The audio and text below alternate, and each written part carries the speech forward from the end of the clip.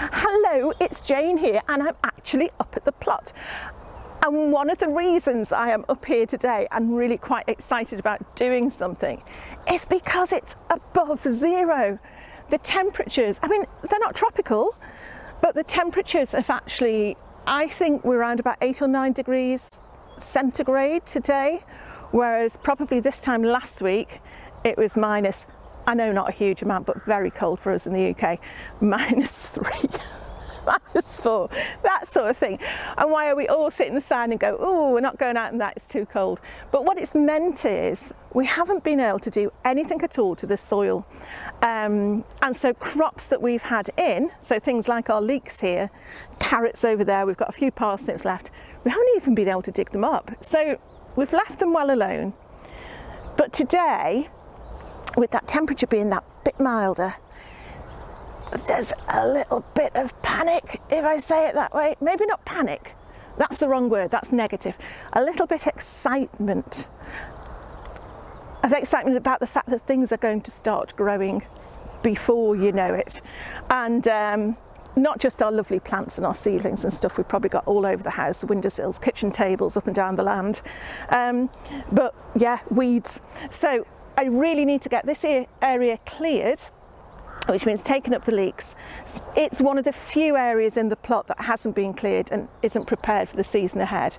But yeah, I can actually get my fork in the soil today. So I'm going to dig them up, see what's what. I must admit, I'm not expecting great things, but I'll talk to you as I do it. Okay, one of the first things I've realised when I've come up is my favourite little border fork has broken. So I'm having to use this big heavy fork, but the reason I'm using a fork and not a spade, as with anything, is because I just want to lever this up very, very gently without chopping into it, which invariably you do, however hard you try. These are Musselburgh leeks and they were planted out round about, it was quite late actually. It was sort of the end of July. Look at that, you see that is solid. End of July, in nice little holes created by a little dibber that you just pop your leek seedlings into, and then you don't fill the holes back up with soil. You just, oh look at that, that's quite tricky, isn't it?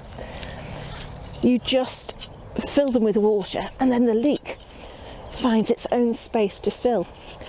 Now, me saying this ground's not frozen, it's certainly difficult, but you can see actually what a big root system this leek's had.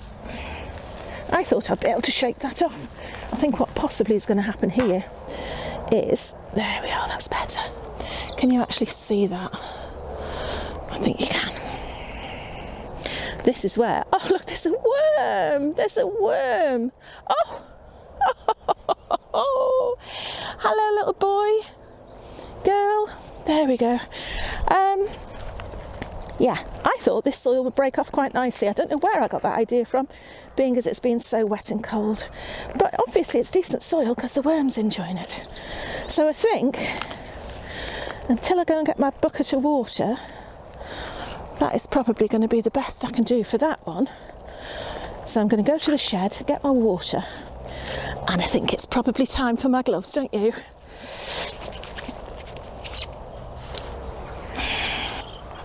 Okay, I've just been to fetch my fork, because even as I'm dipping this in, I know I said about not putting, not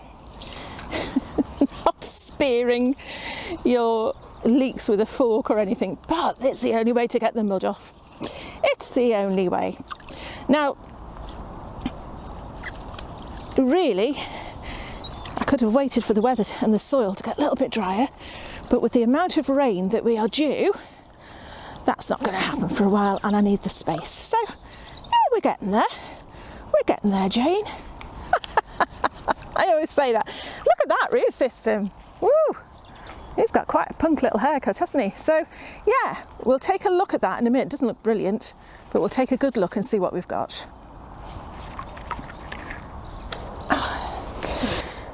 Okay, here we go.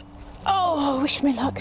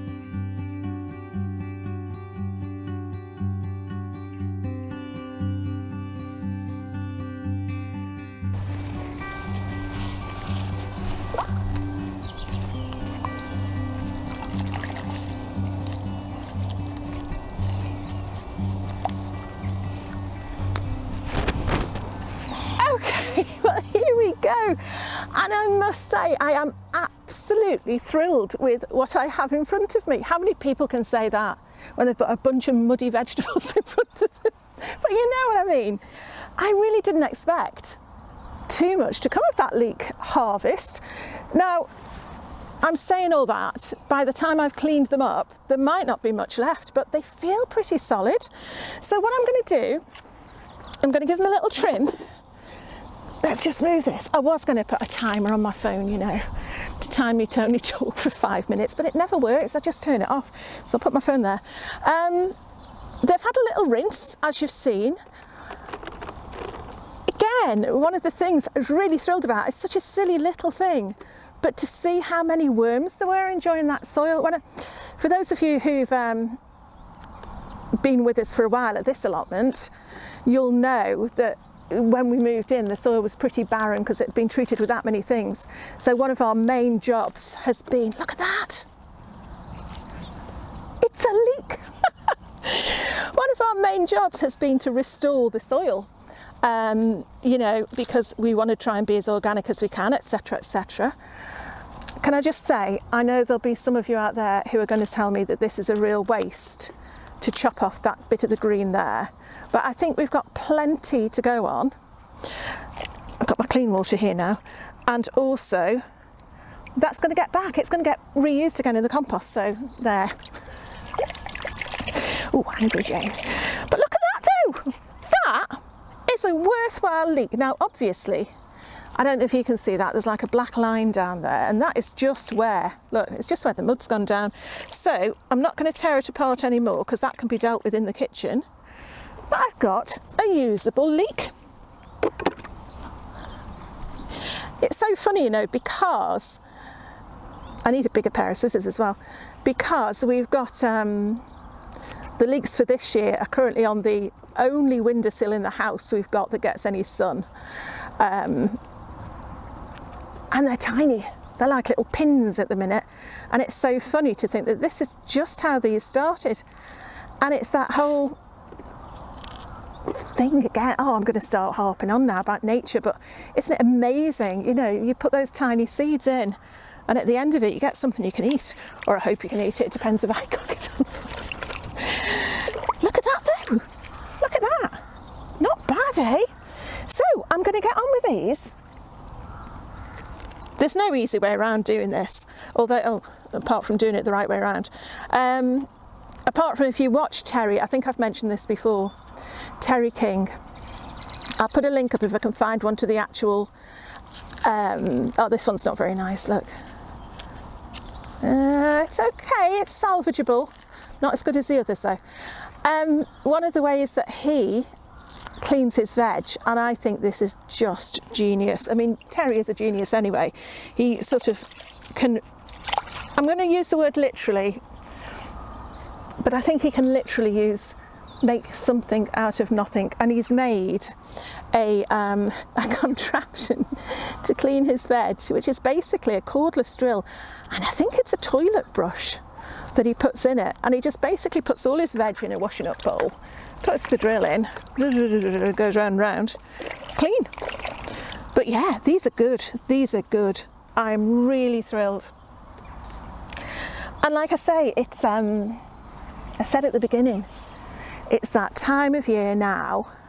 I was just speaking to a plot neighbour about it, where you do feel like the sap is starting to rise, and it's not just in the plants and trees and things around us. I feel like it's part of who we are as well.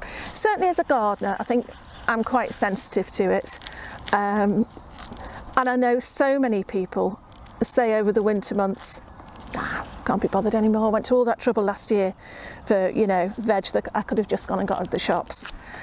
And after having done this now for many years, I can quite honestly say, I mean, it might just be that you're not made for gardening. I don't want to take too much off. There'll be some of you shouting at the screen saying, that's too much, Jane.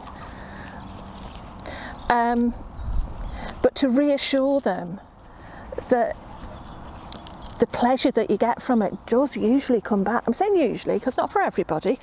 You know, everyone's got different things going on in their lives that can supersede what's going on in your garden. But if you do enjoy planting and growing things, yeah, it tends to come back just when you think it won't. And for me, it's this change of temperature. It really is. And it's just so nice to get back down here again, because we haven't seen our plot neighbours for, you know, if you come down every day, you tend to see a few people a day, and especially in the current times.